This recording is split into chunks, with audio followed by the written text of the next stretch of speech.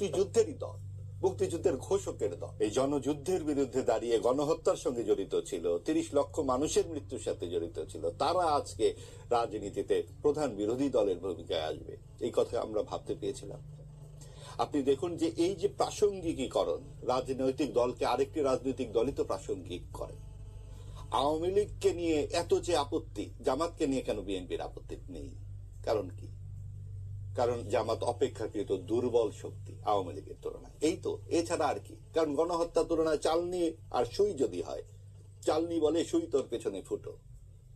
জামাত ৩০ লক্ষ হত্যার সঙ্গে জড়িত, আওয়ামী লীগ ১৫০০ হত্যার সঙ্গে জড়িত, তাহলে, এবং সেটা নিজ দেশের বিরুদ্ধে।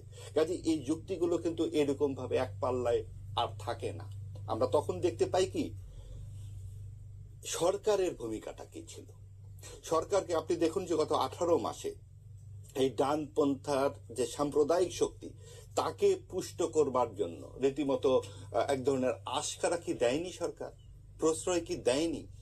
এই যে মুক্তিযুদ্ধের স্থাপনাগুলো ভাঙা, লাগাতার ভাবে মাজার ভাঙা হলো, ধানমন্ডির ৩২ নম্বর ভাঙা হলো, বুলডোজার দিয়ে অন্তত ৩ বার।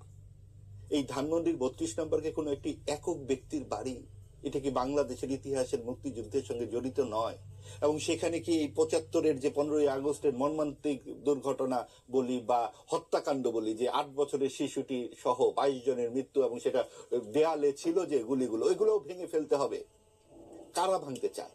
আপনার যে 16 ডিসেম্বরের আত্মসমর্পণের দলিলে লেখা আছে, পাকিস্তানি সেনা, নৌ বিমান বাহিনীর পাশাপাশি সিভিল আর্ম ফোর্স সেখানে আত্মসমর্পণ করে। এই সিভিল আর্ম ফোর্স হচ্ছে জামায়াতে ইসলামী, আল বদর, আল শামস। তারা যখন